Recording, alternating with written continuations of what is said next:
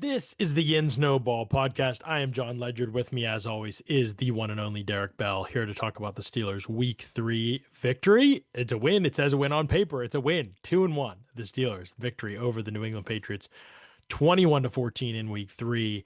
Derrick, we have gotten to the tape. We've reviewed some things. In some ways, I laugh because I think I spend like literally a concerted effort and time thinking about how can I approach this podcast in a way that is different than every other time the Steelers have had a game exactly like this, which is just like they get outplayed, they get outgained. The other team has all these opportunities, and the Steelers get 5 turnovers and still barely win the game. And it's like, dang, they did it again. They just kind of stole one, and not even from a good team in this situation. And so I don't want to be the guy that's always going back to the same tropes, to the same angles, because this team has found a sustainable way to win games even when they're worse than the other team, when they play worse than the other team. So I'm trying to start this podcast by looking at, and you did well to remind me at the outset before we hit record, what were the positives, what were the main takeaways? And to me, although I don't think this is going to be enough sustainably, I don't think this is going to be enough to sustain better defense. The players who played in this game defensively, I would say mainly, who hadn't played as much or really at all in the previous games, helped, and in some cases were really impactful. I think of a Jabril Peppers, I think of a Brandon Eccles, I think of a Daniel Ekwele, who got to play more in this game. I'm probably saying his name wrong. To some degree, even Cole Holcomb, I think that was a product of other things, maybe.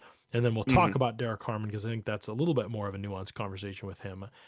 But to me, I saw Peppers, Ekwele to a smaller degree because he only played 17 snaps, and Eccles as like actually positive contributors that were massive in coming away with a victory in this game. Yeah, I think I kind of agree with you. A little bit of a eye roll in terms of like some of the breaks that they caught on Sunday for sure. But I mean, I think you also, like you said, kind of have to. I mean, you have to give them credit for this like turnover culture. I mean, they preach it like no one's business every single week. Everybody talks about it nonstop, and their best players played much better than they had over the first 2 weeks of the season. Like I thought Cam Hayward in this game was like pretty freaking awesome. I Yeah. mean, the Oh, yeah. play that the forced fumble, like he basically Superman dives across like multiple gaps to get that forced fumble on the goal line. And then the tip pass for the interception right to Eccles, which I don't know, that might have been picked regardless. I don't I think it really. was going to be, but that would I also was very interested, would have been interested to see if he got back. Yeah, I think May was probably trying to pin that on the corner routes like back shoulder, He but should have Eccles just is. lobbed it. Yeah, but I don't know. I mean, either way though, I mean like just Hayward's like superpower to like get his hands in the passing lane is really like unlike I think anything that I've ever seen at the position. Like It's we crazy. talked about it I think last week. There was a crossing route that might have scored in week 1. He gets a deflection, and then last week the Herbig interception comes off a deflection. Then he forces 2 fumbles this week, and I know he rubbed fans the wrong way with all the contract stuff this offseason, but I just think that, he was really, really special. Watt got some more one-on-ones. I thought that there were some good things with him from a pass rushing perspective. And then you just mentioned like some of the adjustments that they made that I kind of want to talk about with the run defense in particular, but also the adjustments to make some personnel changes were eye-opening and a little bit refreshing in my opinion. Like I just don't like Chuck Clark is just not the caliber of player that Jabril Peppers is. I just don't think that the film says that over the last year or two. So it wasn't surprising to me that he got in the game a little bit early, but even Holcomb came in. I thought that Holcomb was fine. But I think that there's still room to grow. But Daniel Aquale was definitely has been a positive thing for me on film over the first 3 weeks of the season. I think he's playing some good ball, but I was curious to see what you thought. Yeah, I mean, I absolutely think like to me the Peppers is. I mean, I've said this to you just to start with him. I thought when they signed him, I was like, man, awesome move, like just a great Yeah, move, like on the same. field stuff and everything. Like I was just like, yeah, absolutely, he can still play. Very odd situation in New England. Most of these situations, it's like, I'm not really going to get optimistic about a guy getting released in this situation at this point in his career. Like, it wasn't that way with Peppers. If you watched him, you would see a really impactful player. Sometimes a new regime comes in and they just want their way, and they're playing a lot of too high stuff and maybe not fitting him as well as they had in the past. This was not going to be that situation. First of all, he was going to be allowed to play in the middle of the field. He's going to be allowed to play underneath, roam, tackle guys in space. He's a big hitter. He's one of the best tacklers in the league since he's entered the league. All that stuff was true in this game. Put his helmet on the ball, forced the fumble. I don't even think he was trying to like necessarily strip it, but again, just like something he's going to do is tackle in a really impactful way. The play where he tracks across the field with Matt Collins in the motion and tackles him in space, drags him Oh yeah, it down was an short of the awesome marker. play. Like awesome play in space against a huge receiver to make that tackle. Just talk about the speed that you close with. To me, what he added, the twitch and the violence to the defense, is the way they talk about wanting to play, is how he can actually play. And I think that's a really critical part of it, because a lot of guys in this system talk about like how they're going to play the way they get guys they say are going to play that way.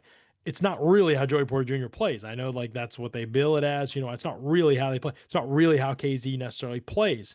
And so when they've had him out there in the past. And so they've had a lot of Hmm. these guys, it's like, well, they don't really play that fast. They don't really play that twitchy. They don't really play that explosive to the ball. They don't ID things quickly. And so with Elliott and Peppers, when Elliott's back, to me, they have two guys that actually like fit how they want to play. Now, range in the back end, how well do they fit together? Like, I think there's some legitimate question marks. Like, ever going to make a play on the ball? Chuck Clark, For sure. actually, as I got to the all 22, it revealed to me more that this was actually, I thought he struggled more than I had realized, I think, live. Just like struggling to move and get in and out of breaks with people. I think there's going to be a point at which that he gets phased out a little bit. It's funny because he got phased in more in this game, and you can tell Yeah. like they're seems like they're pretty low on Thornhill, and don't not trusting maybe him in all situations. It's probably going to be Elliott and Peppers, I would imagine, as the starters, and Thornhill will cycle in, and we'll see if there's a role for Clark in this thing in the end. But I personally think the safety room has been fine this year. Like not perfect, Oh but yeah. fine this year. I've had no issue there. So hilarious to me that's where they started.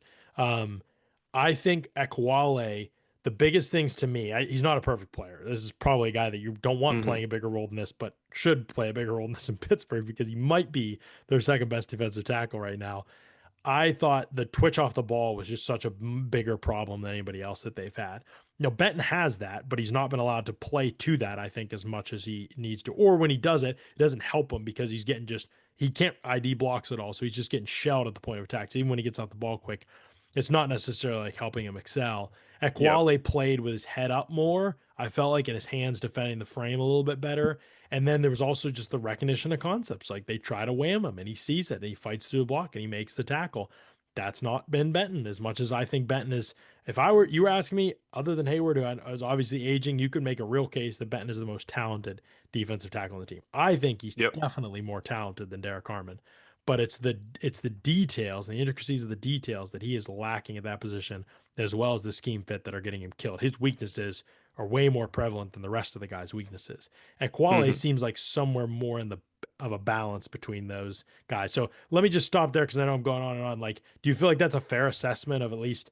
I know we agree on the safety room, but the defensive tackle room, like maybe add in what you saw from Harmon in this game and sort of just like we've had a preseason to look at Harmon and we have read a regular season, and I know there's like nuances of him getting better positions, but like we do kind of get to see the traits in those environments. I'm just curious what you think of him and the ceiling as compared to like what we see some from like Benton and Equality, because it'll probably be these four guys and Black, Yeah. who we can talk about too the rest of the way. Yeah, I think Aquale, the block recognition stuff, like you hit on, was a big thing that I kind of noticed on film. They early in the game, the Pats, get real condensed. They try to run duo. He takes on a double team and is able to kind of get back to his secondary gap and help make the stop.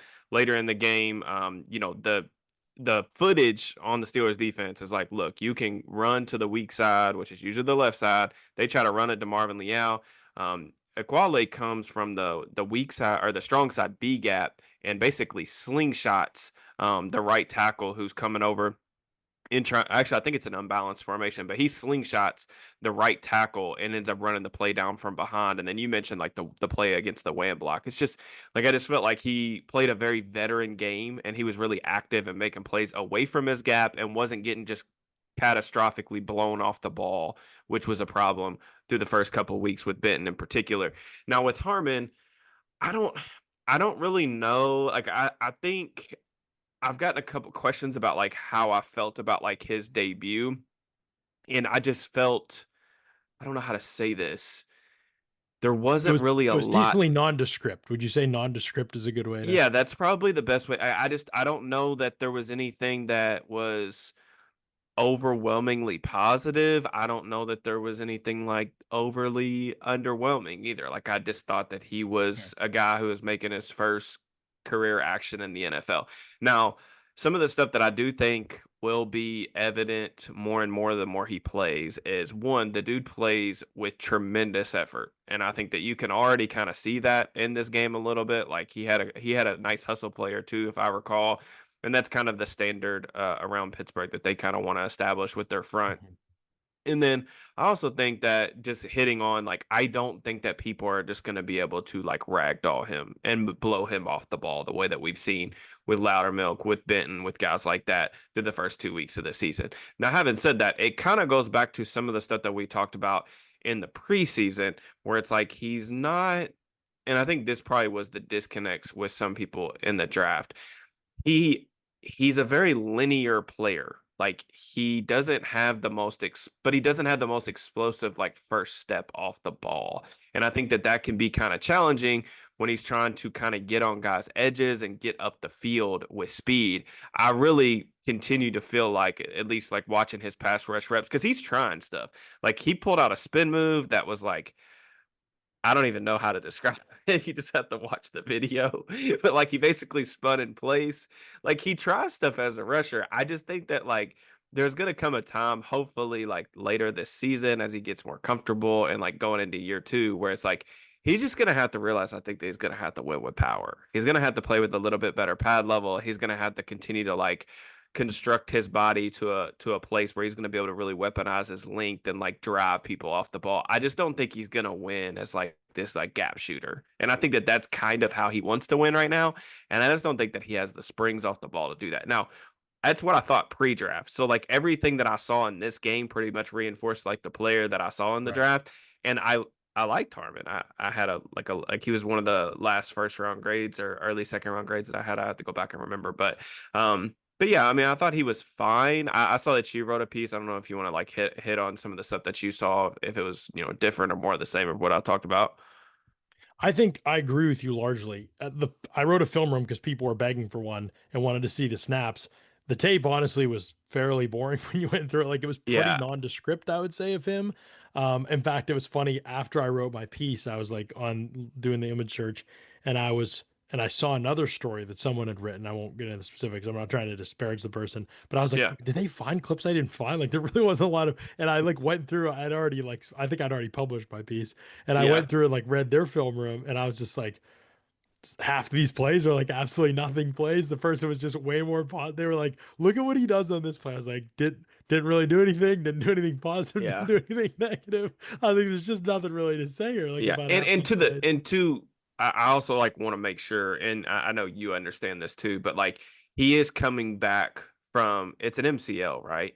Sprain, I think, yeah. Yeah, sprain. So like, you know, how Yeah. is he really 100%? Like we don't really know, and obviously we're not the type to like make these like just grandstanding Mhm. observations that are like we're not trying to say that this is the player that he's going to be throughout his career. You know what I'm saying? Yeah. Like guys get better and better. It's just evaluating like what was on film this past weekend, and I largely agree with what you were saying. Like I don't know that there is really enough to like say one way or another.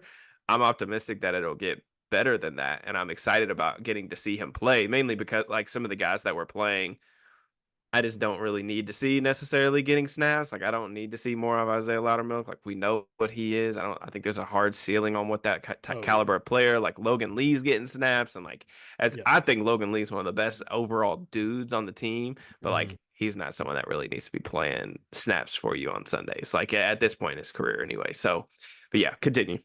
The biggest thing to me with Harmon is it continues to be reinforced to me. And again, people can say this is me seeing what I want to see. I'm open to that. Like if people are going to be critical of that, I was like you. I thought Harmon was a solid prospect, nothing special about him as a player, and that's really what I've seen. I just don't think any of the traits are special. I think he doesn't have the ability to get on people's edge. So everything in the pass rush game, I think is going to be work. And this is people love the quote the pressure numbers in college.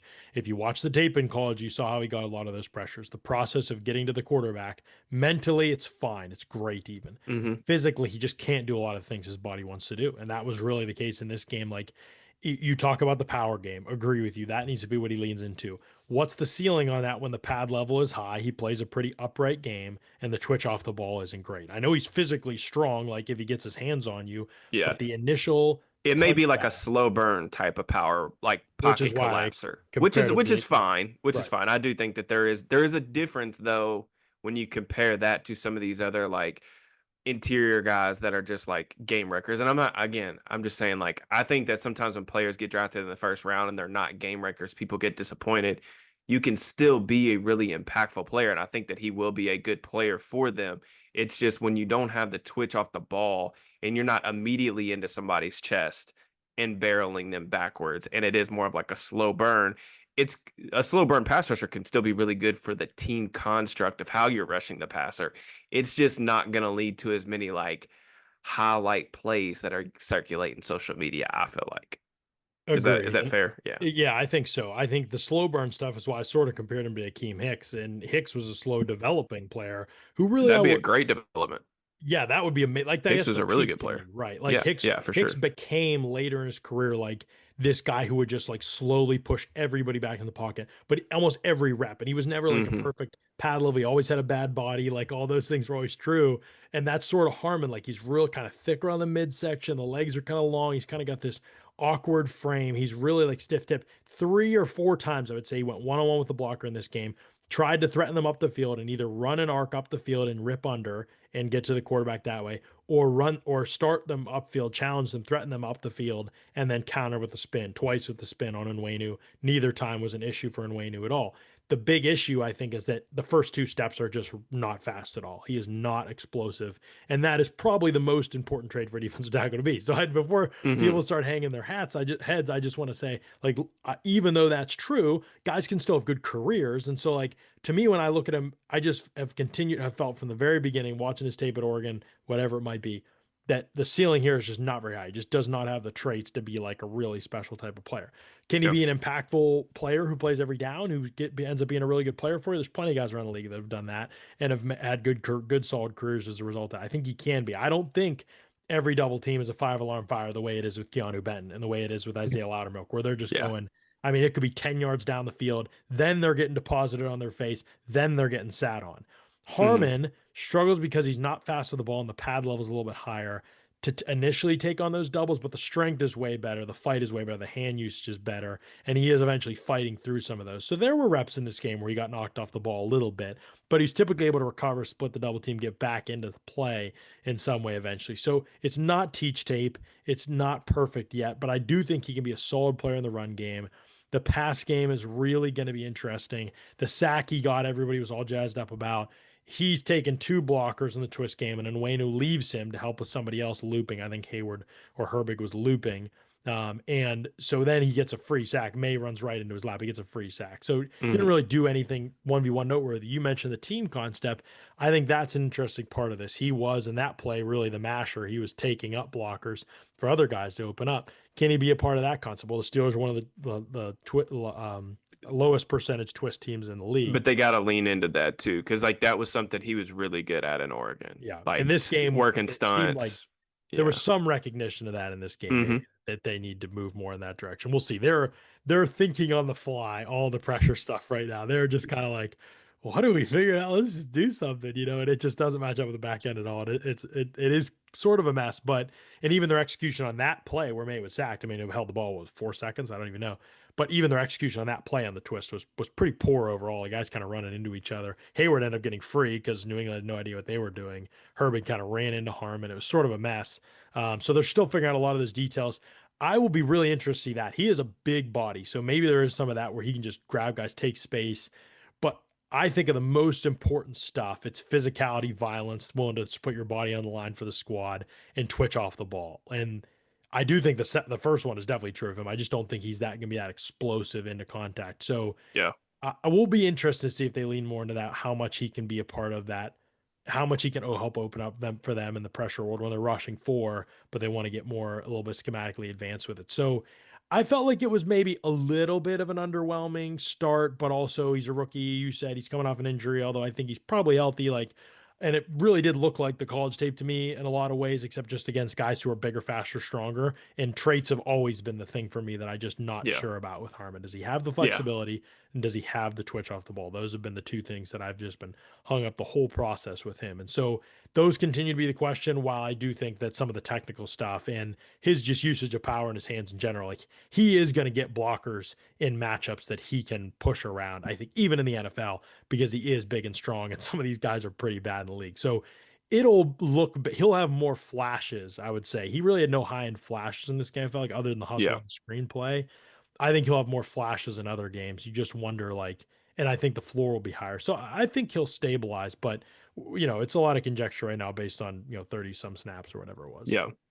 Yeah, and I mean, I think some beyond just like some of the personnel stuff, like getting to see some of these new guys kind of incorporated into the system, I think that they did make some good adjustments in this game defensively. Like, I think that you and I have both been rightfully critical of some of the lack of adjustments, over the years, or like especially the first 2 weeks of the season.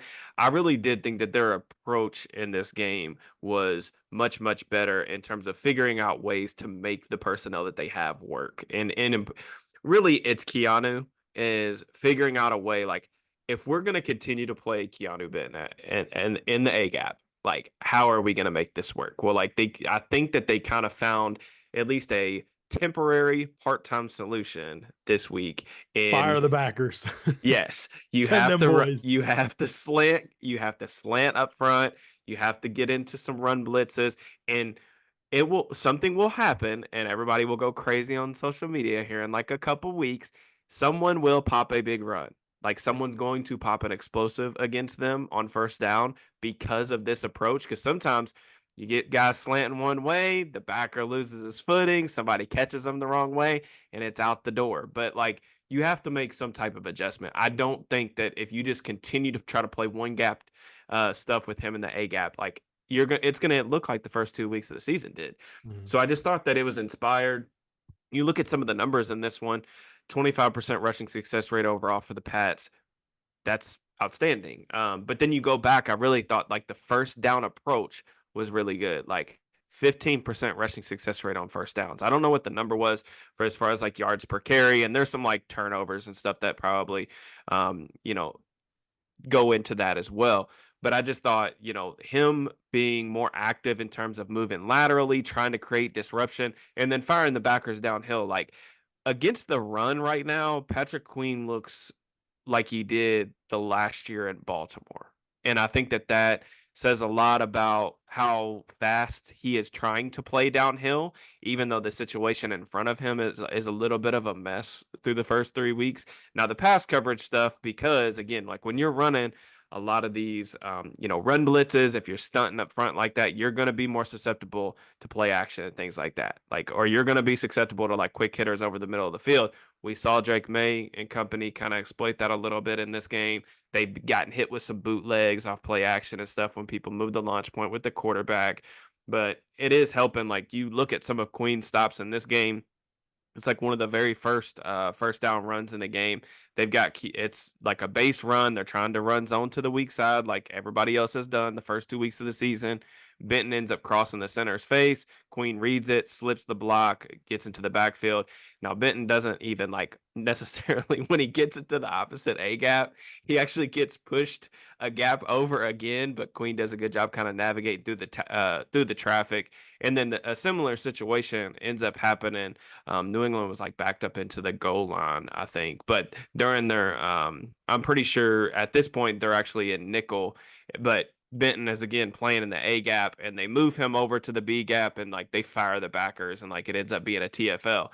To me, that's big for a couple reasons. Like, yes, it could hurt them in the long run, but it will get you to third down. Now, they do need to do a better job getting off the field on third down for sure, but it gets you to third down, and it gets you into like third and long situations where you can be a little bit more expansive in what you want to do on the back end and try to create some rotations and make things more difficult on the quarterback. It's still very much a work in progress, but I thought that in this game, at least, they tried more things, and I thought that overall it was enough to get them the win, and I wanted to get them like at least credit for trying that stuff. Did you mention the Slay pass breakup Mm-mm. on down the seam? Was that an inverted coverage? It was kind of slow developing. I think. Hold on, let me go look at that. Yeah, I'll look at maybe that while hold you're up. talking. I was like, what? But you are right in some ways. There was a few things they showed cover one, go to cover three. It's like Yeah. Steelers-esque iterations of like, oh, we made it, gotcha. We're actually doing our other coverage. The miscommunications are still just unbelievable. Yeah. I I mean, think that's why they're making some of the safety changes. I think that it's they're such a probably going to pass. disaster. I really do think that Elliott coming into the season was going to be the Yeah. the microphone back The there, if you quarterback will. of the dev, yeah, for Yeah, sure. and not having him is kind of setting them back a I little would bit. feel better about that if it wasn't for the fact that this has been an issue for years, even with Elliott. Yeah, Like, I mean, like you're I, definitely right for sure. You're definitely right. I just can't, I mean, they blow it on the first touchdown. They blow it on the second touchdown. I'm just like, I can't, guys. The picture of Queen and Wilson both running back, looking at I each other while Hunter just Henry catches the ball by himself down the seam.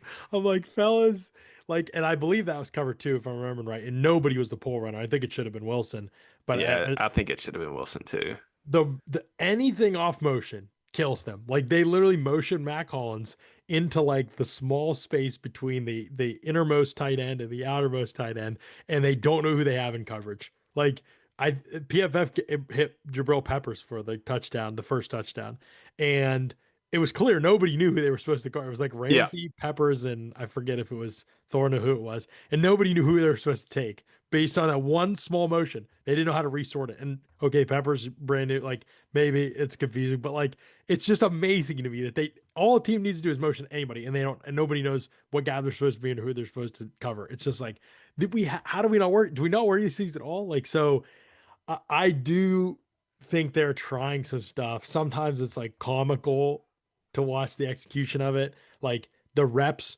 where the Patriots just are like stepping their tight and everybody's doing this now. They're just stepping their tight end out. Like on some of these obvious passing situations, they're putting their tight end in line. They're just starting to stretch the guy out more and more from hmm like the tackle and like just so Watt and Herbig just take a full second longer to get to the backfield. It's like this is really it. We have no counter to this. We're not putting a rusher outside of them. We're not doing anything to like get this tight end out yeah. of this.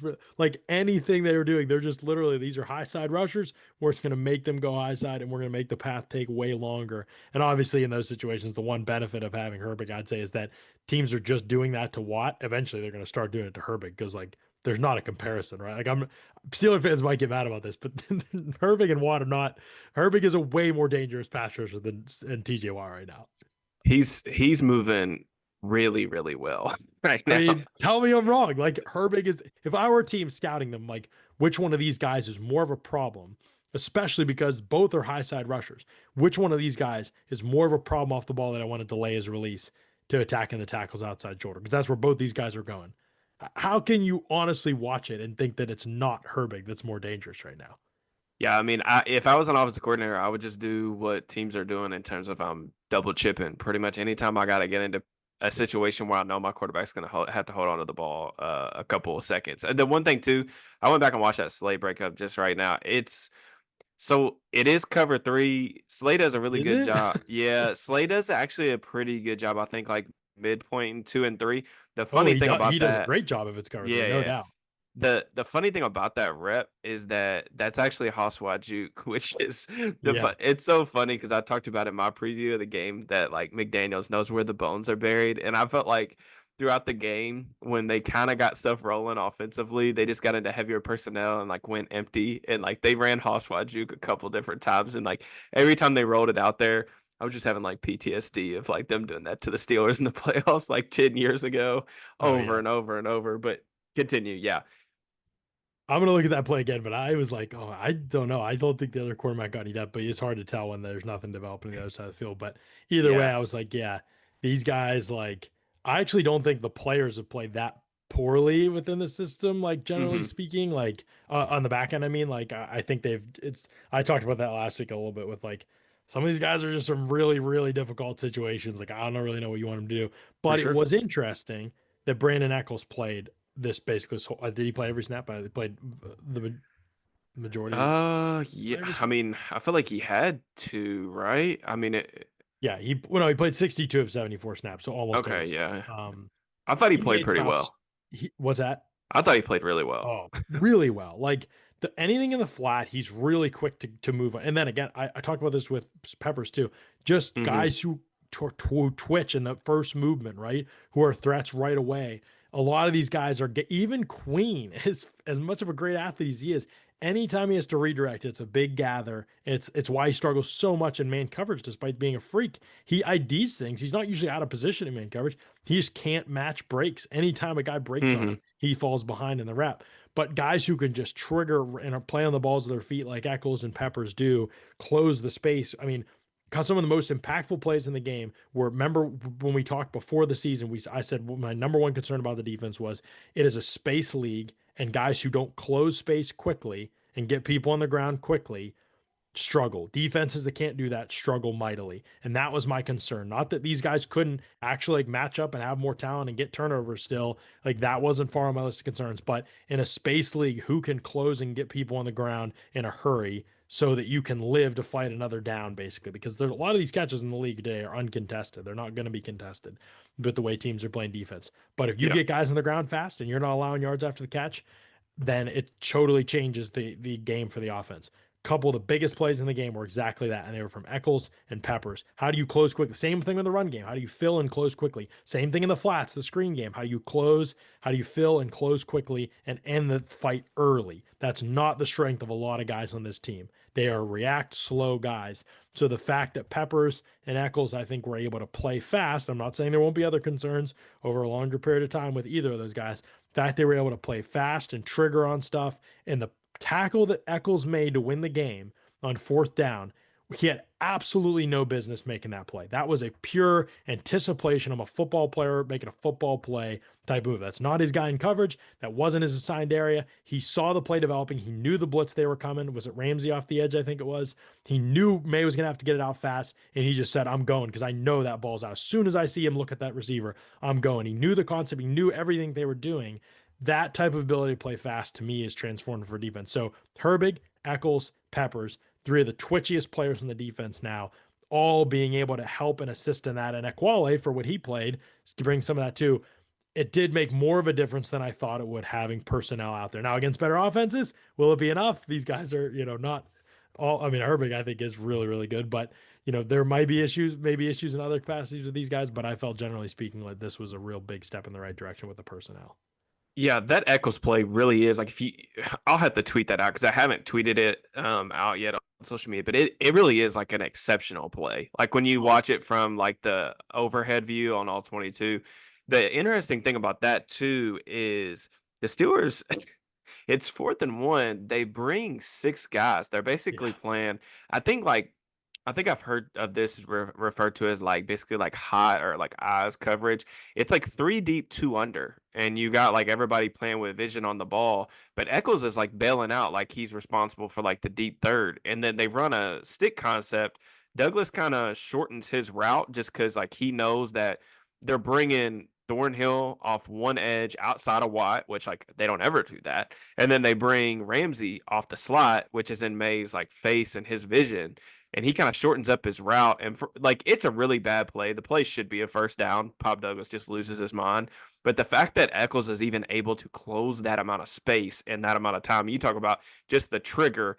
Eccles is really, really explosive in a straight line. And like when they signed him originally, and we're talking about like, oh, like, he could be the solution in the slot. Like, even though he hadn't really played there, like people were saying like, oh, I think that's the move. And I'm like, you watch this dude's tape and like he is a linear player that is very, very explosive. Like he is good at defending in the flats, which is something you want from like your slot corners or if you play a lot of zone coverage in general, which is where the league is.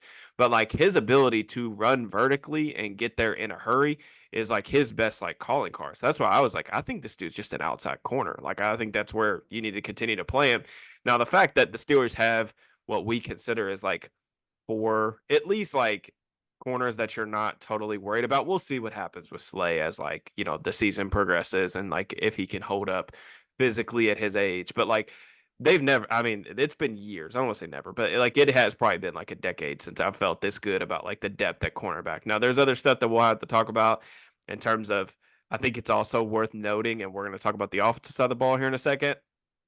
It's also worth noting that like they haven't played the toughest schedule so far. They played Oh Justin yeah. Fields, Sam Darnold, and Drake May in year two. So like, there's much tougher tests ahead. But I do think overwhelmingly positive about the defense. I feel actually better about it than I did watching live. When I was watching live, I was just like, this is like another Tomlin special. Like they get outgained like crazy. They get 5 turnovers and barely win the game, whatever. That's good. But like for the box score and for like the total win loss column, but like how sustainable is this? I do look at it and I see some adjustments that they're trying to make. And I see some of the things that some of these like I guess like supporting cast members are giving them in moderation. And I'm more optimistic than I was this time last week for sure. And again, we'll see what it looks like against better competition. I will say that when I went back and watched the film, I am significantly more concerned about the offense and just the way that the Oh offense looks. yeah. But do you want to start with the positives on offense? Do you want to talk about Jaylen Warren? Jaylen Warren, what he, what did he, I mean, he was awesome in this game, but it's just I mean, my absolutely kingdom. hilarious. It's He had literally like my 47 yards kingdom on for Jaylen Warren. That's literally what it is. he had 47 yards on 18 carries. We're about to And go it's the the way he most goes it's the off. most impressive 47 yards you've ever seen in your life. He had 47 yards on 18 carries. 56 yards were after contact. So do that, do that math. He averaged 3.1 yards after contact per attempt.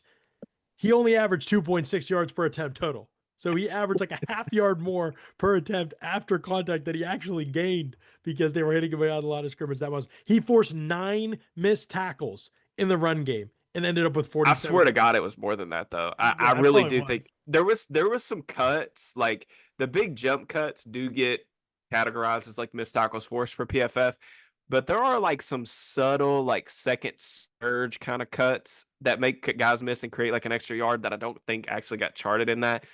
His ability though, like I really do feel like this. We talked about this coming into the season that you and I both kind of, I think we're in agreement that like he's really his best when you allow him to get downhill. That's why he's such a threat on like check downs because like he can catch the ball and it's like boom, vertical. And Right. like even like on some of the downhill stuff where he can get downhill in the run game, this is the best that I've ever seen his vision from a zone concept processing standpoint. Like he's making the right reads. There's oftentimes like there's a lot of busted assignments which we can kind of get into on along the offensive line. There's free runners running amuck at in Oh, the backfield. But I do think that he is seeing the game better than like he really ever has on these type of concepts, which does give me a little bit of hope. I think that he has been by far the Steelers' best player offensively. Really, I mean, he might be like one of the best players on the entire team right now. for Would you say sure. that that's? I'm gonna say, would you say that that's probably fair? I mean, I Yeah, don't know absolutely fair. who's really been better all 3 weeks than he has, just in terms of Mm, a oh complete game. boy. And you'd never know it because he's averaging like 3 yards a carry. Oh yeah, I mean it's a complete like did you watch the tape or did you not test Yeah, because he is I mean it's so bad. This scheme is so bad and teams are so confident in what they're going to run and how to play it. There's teeing off, there's run throughs every. Even if this whole line was elite, I think there'd be issues because this game is so bad. And it's so predictable. I mean 15 zone runs, 2 gap runs in this game for Jaylen Warren. Like it's just like you this if you look across the league at the NFL like the menu just has to be way bigger. Otherwise, teams are just too smart, too good. They're gonna know how to play you. You're gonna be cooked. And yeah, you might face a team that has like one weak guy, and you can find the backside cut every time in these zone hmm runs, like because one guy's kind of holding that up. And that's the if you're gonna list the plus of some of these things, it's that like is that you can spring one based on that, but there's just so little on the menu for the offense and the script. At least they've been like kind of successful on the script in terms of know what they want to do coming the out that opening way. script in the red zone has been really good. And the Everything red zone, else yeah, in the is red zone a execution disaster. is complete. It's completely unsustainable. They won't sustain it because it's fade balls. like Right, we right. know the numbers of the data on fade balls. We have them. We can look at last year. We have them. Yeah. They just don't work out that often, and yet. That's what this team does in the red zone. Like it's just not going to stay this good. Well, I mean, who knows with the Steelers? All the sustainable things aren't until they face real opponents in the playoffs, and then they all are Yeah. sustainable. We'll see. But in the schedule is really friendly. Like I understand that, like even coming up here, but defensively, like the opponents are for sure getting better. And I am very skeptical of anything happening here offensively that schematically threatens another team. You can't run the football at all. You can't throw the football down the field at all. Your top receiver's not getting great separation in the pass game, which is an issue. You have issues in protection up front. Aaron Rodgers is completely incapable of getting out of any type of a jam. So eventually, when anything breaks, it's going to go haywire. And the offensive line, while I think there's been like, it's been overall like adequate this season in pass protection, he was under pressure, 6 dropbacks in this game. I think he went 1 for 6 for 4 The yards way and 2 that people are penalties. talking about this offensive line is like it's the 2022 Steelers offensive or 2021 Steelers offensive Oh line, and yeah. it's really starting to get on my nerves. Like It's not Ken, that bad. Like Kendrick people, Green, yeah, Kendrick Green is not out here playing center, guys. Like yeah. I'm not I'm not caping for the offensive line. I don't think they've been good either. But like people are acting like it's some travesty that you've got to completely overhaul your offensive system. And that's just it's not the case, man. Like it's not that bad. They've been worse in the run blocking department than they have in pass pro. Yeah, for sure. Not even It's not even close in my opinion. Yeah, I don't think it's even close either. And a lot of it's again because the assignment in the run game is so hard because of how everybody plays them. Everybody Hmm. knows what's coming. It's just way harder. I know I harp on this a lot, but you think about some of the best offensive running systems that are out there, and you tell me how many guys. I mean, San Francisco is a great example to use, right? The menu is so vast, the diversity of the group and what they're able to accomplish is so vast. Steelers don't have significantly worse talent on their offensive line than these other teams. They could Hmm. be with this group a completely good rushing team if the scheme were better, if the players actually were put in position to succeed. Are there angles? Are there ways that you can attack certain players? Are there ways you can drive guys off the ball and knock people off the ball? Are there things like that? Where is the deception in what you do? Where is the allowing people to get upfield, trapping them, run off of that? Where are the pullers? Where are the times where you can take one of the things I love about the gap concept is you can really isolate part of the field and attack it when you do that. The zone Specific players yeah, too. so you can get away from certain players if you want to. Like you Yeah. can do all kinds of things like that. You can attack certain players' tendencies. The zone scheme just takes a lot of that off the menu. And again, I'm not saying don't run any zone, but I'm saying if you don't have more on the menu, it becomes so predictable, it becomes so easy to attack. So these guys' jobs are just so difficult, I think, which is I'm Hmm. not excusing them. There's certainly technical flaws, and like these aren't perfect players. There's Absolutely. no reason this team can't run the football at an adequate level other than the coaching and the approach to me, in my opinion. So that's where I'm like, yeah, they haven't been great, but also they're just getting teed off on a lot of the time. Teams know exactly they're getting backdoored all the time because everybody knows what the concept is, and so they feel like they can take those liberties, and it's just very, very difficult to overcome those things when you don't have to block ID at all as a defensive line. You know exactly what the blocking scheme is going to be almost every time, and so that makes it really challenging to do your jobs well, I think. Yeah, I mean, we talk about like block recognition, right? Well, if the angle of departure is the same all the Yes. time, like it's not, it makes your job as a defensive lineman a lot easier, right? Yeah, And like, for sure. I just, it's so frustrating to watch on film because there are a decent number of plays where it's like one guy busting and then that ends up being the result of a negative play for sure. But there's also stuff Another that thing just I hate about the zone stuff, by the way. yeah. Everyone has to be like it has to be a symbiotic relationship between the running back and all of the blocking unit. Everybody has to be on the same page. And Yeah. they're just not more often And than you have not. one of the worst tackles in the league playing, and he blew up first run play of the game. He gets beat across his face, and yeah, Jason probably knows what's coming, but like Yeah. first run play of the game is dead on arrival because you got beat across your face and it threw off Yeah. everything.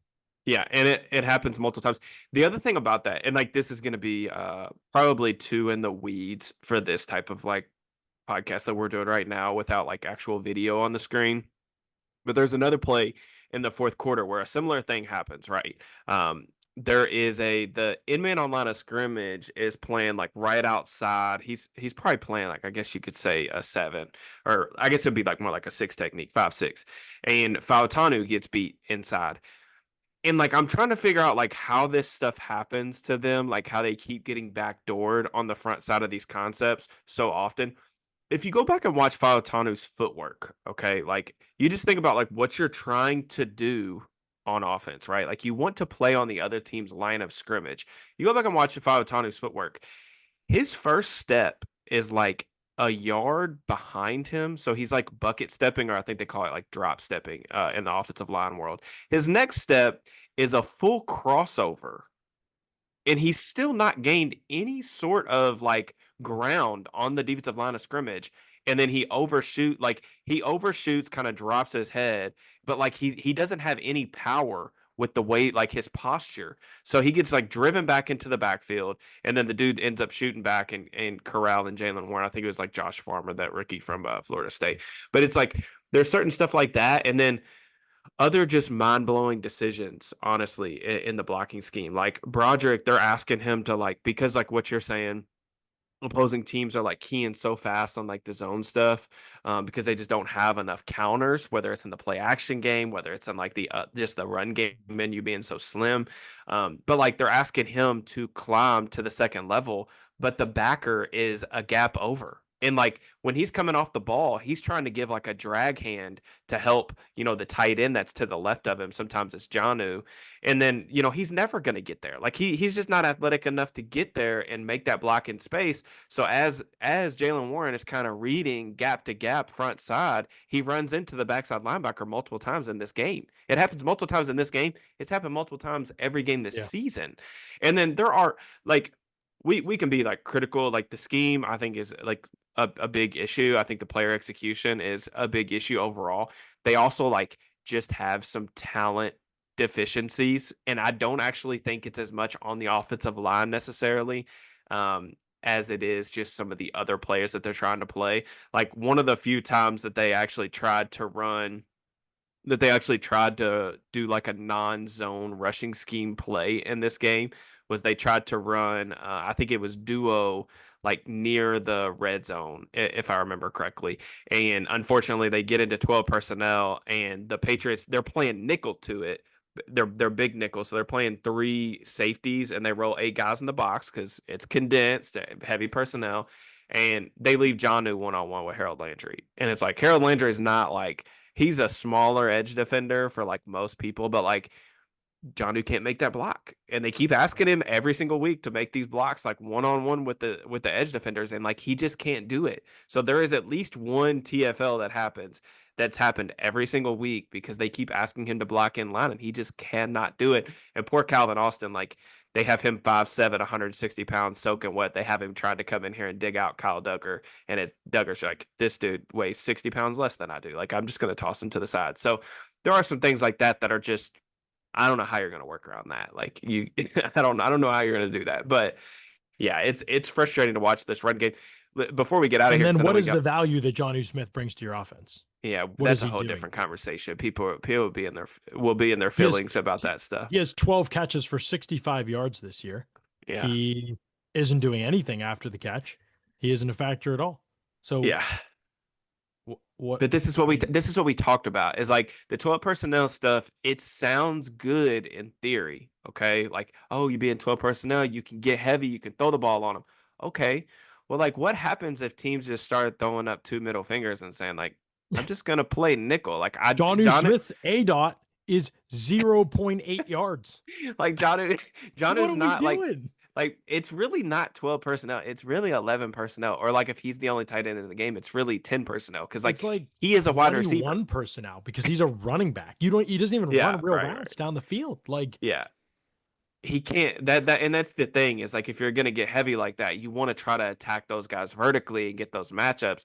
But if you can't, like if teams are just gonna throw two middle fingers up and say we're gonna play nickel, we can still stop the run with nickel when you go heavy, and then we don't think that your guys, Janu or whoever, can go beat our third safety, one on one down the field.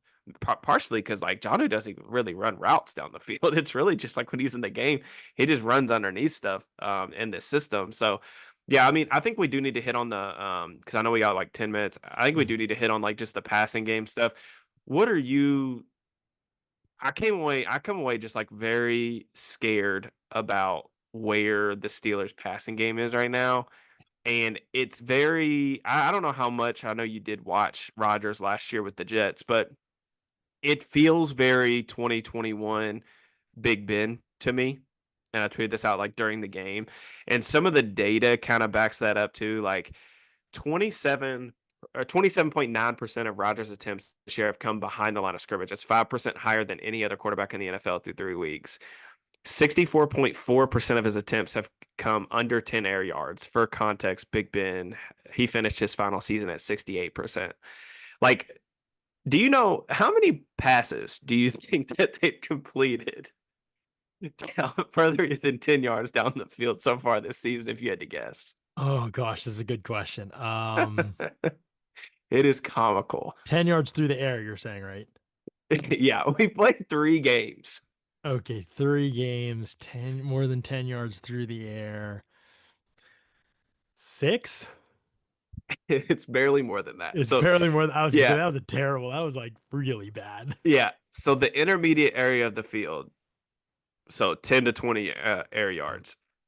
So far this season, Rodgers is 5 for 11 with an interception and a couple turnover worthy 2 plays. picks, right? A couple turnover worthy plays. Or And maybe then further than 20 yards down the field, he's got 4 completions. So that they have 9 completions as a team 10 yards down the field through 3 games. Do you know how many passes they've completed behind the line of scrimmage? double. 23. Oh my gosh. And it's like, it is like sometimes I think that A dot in general can be sometimes misleading. Like there will be certain games where you can watch quarterbacks, and not just like Rodgers, but like you can watch quarterbacks and like the A dot will be 6 yards. And it'll be like, okay, but you watch the film, those are good decisions. Like you're checking the ball down when you're supposed to. You're making quick decisions, getting the ball out. And then there are other times where it's like, okay, like you should have been pushing the ball down the field. And I just think sustainability is a big question with this team. Like Jaylen Warren's not going to break off a 65-yarder where he makes the entire team miss every single week. Yeah. You have to have more down the field. And I think in particular, like the intermediate stuff with Rodgers right now is like really concerning to me because he is very, I feel like scared's a tough word I feel like to use, but he's really frightful about throwing the ball over the middle of the field and has been for a couple of years now.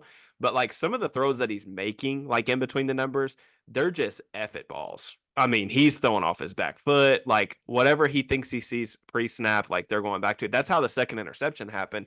It's the same exact play. He's just trying to read that safety. They're trying to put a 2-on-1 against cover two, or what he thinks is just cover two, and like he just throws it right to a defender. Like there is no like, I don't know how much like post snap processing Rodgers even wants to do at this stage of his career. Like I just Mhm. think that he just wants to identify what he thinks he sees pre snap, get the ball Yep. out quick. 100%. Other than that, I just don't, and like I don't think you can live like that for 17 weeks, much less in the playoffs or like when you start going up against like decent teams. Going back to the competition thing, like they ain't faced like, I think the Seahawks defense is awesome.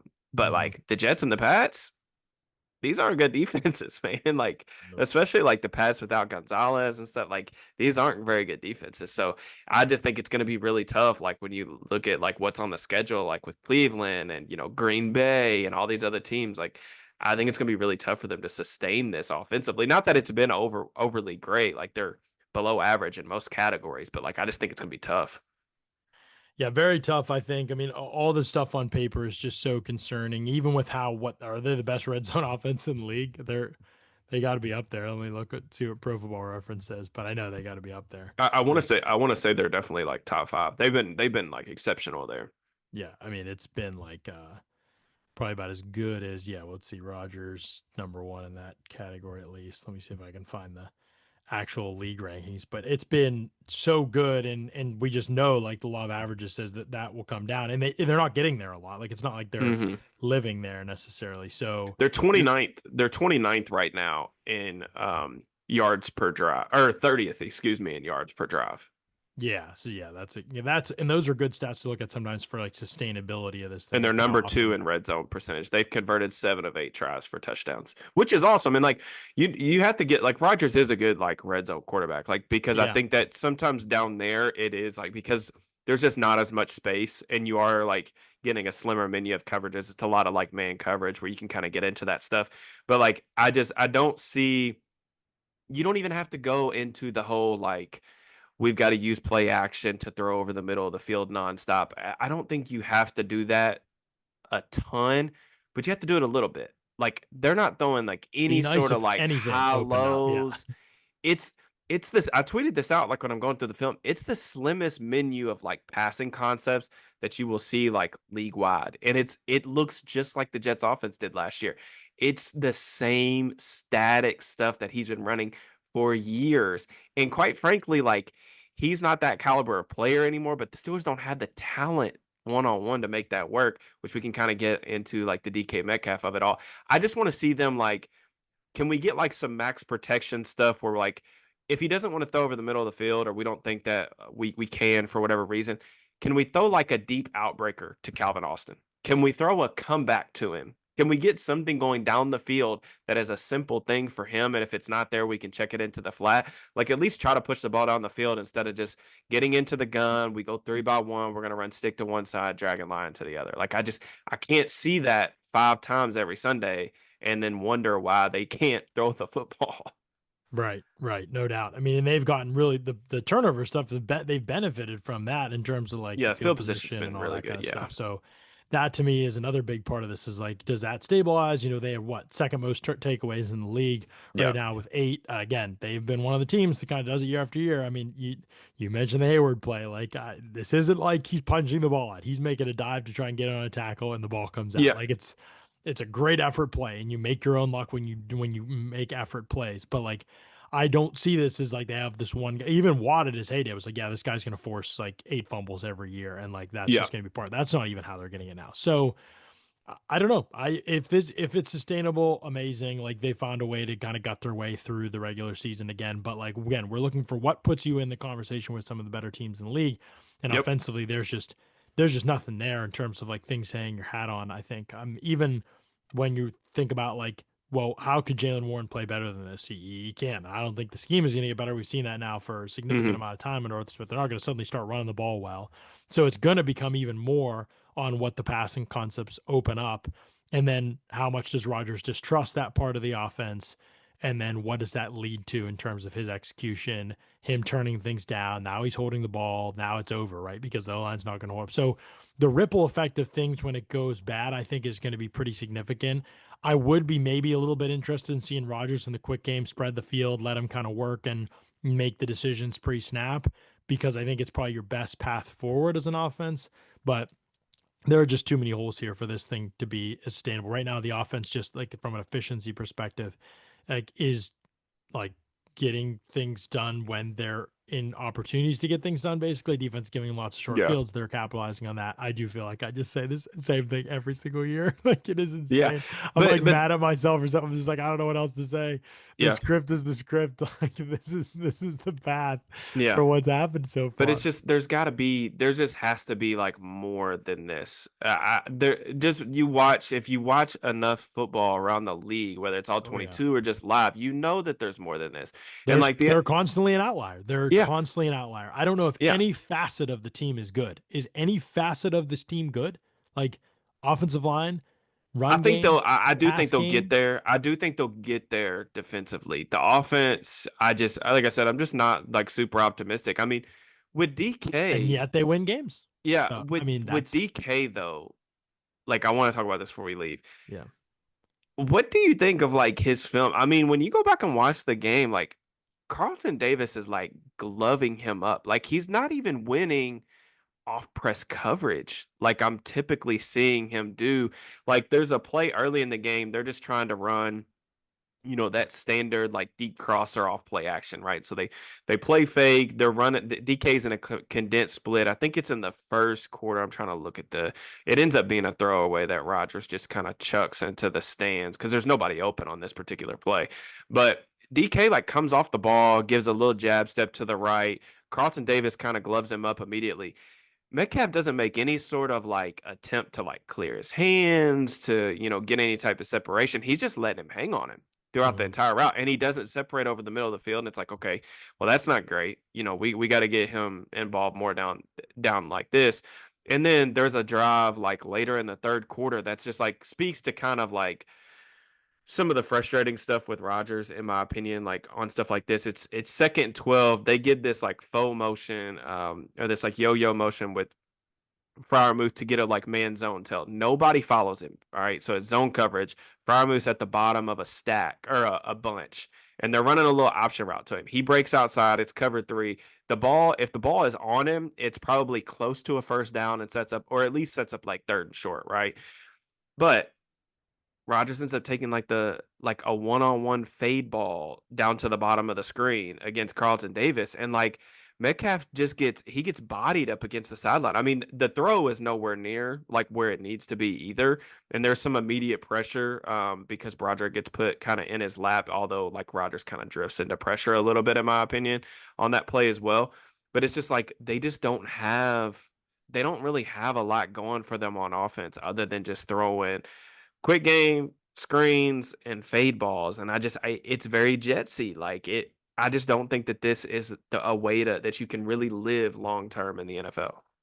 Yeah, I mean, all the numbers would suggest it's concerning. I completely agree with you on the tape. I agree with you on Metcalf. Like, it hasn't been great separation, hasn't been a lot of urgency. The route tree, we talked about his average depth of target. It's like below 8 yards. Is not even how he's been used at any point in his career when he's been at It's his literally best. half of his career ADOT, It's literally half. Yes, he's about 50% contested catch rate right now. That which is the that's good. Yeah. encouraging part. He's also had a bunch of drops, and in general, I think he's really struggled to get open. So Yep. it's just a real limited group, and the potential, I think, as a result is really limited. Even though they've been pretty healthy so far. So we'll keep tracking with it. They are 2-1. The schedule is favorable. I really wonder what people's appetite is for like it continuing to be the same theme. Like it feels like people are getting just monitoring my mentions, monitoring Twitter. It feels like people are like, yeah, we know they won, but we know where this is headed, and that's frustrating. I mean, they're just like we are. Like we are trying to. Well, I say they. Like most people, I think that at least that consume like our content are in the same boat. Like we care about trying to make a playoff push. Like I think that's. I try to mention this from time to time. The goal is not to like be above average. The goal is to win in the postseason. So like when you and I are like giving our analysis of the team, whether we're right, wrong, or indifferent, we're doing it through the lens of will this work in the postseason? Like every move that they make through the offseason, is this where like the goal is to win a Super Bowl? Like all the other stuff Yeah. is not And they've like said if it's that's not their goal. contributing to that. Yeah, Yes. it's clear And that's even what they though want. and even if you and I do not think that they are like a team necessarily, definitely not right now, Right. but like even coming into the season that like deserved a seat at the table in that sort of conversation, that has been their messaging. Hmm. So once the season begins, we have to judge them based on like what they have said their Right. expectations and their goals are for this year. This is not a team that is looking to rebuild. This is a team that is looking to compete. Right. So you have to judge it by that standard. If they would have blown it up this offseason and said, screw it, whatever, then the tone of these conversations, we wouldn't even be talking about necessarily the final result because that's not what they would have told us they cared about necessarily. So, but yeah, I mean, there's a lot to talk about. What these next couple games, they've got a very favorable quarterback schedule coming up. I'm cautiously optimistic that the defense will be able to find some answers, and because they're going to have to be like very good in order for the Steelers to even reach their potential this season. Because I am very worried about the offense, but I know we got to get out of here. So Yeah, for sure. And if there's one positive takeaway, it's just the talent offense or defensively seems to be shining a little more, and some of the depth is shining, which means yep, maybe they've got enough answers to get through this thing and kind of so yep. work around some of the weaknesses in the roster. So, as always, appreciate the heck out of you all for listening. Thanks so much for checking out another episode of the Yinz No Ball podcast.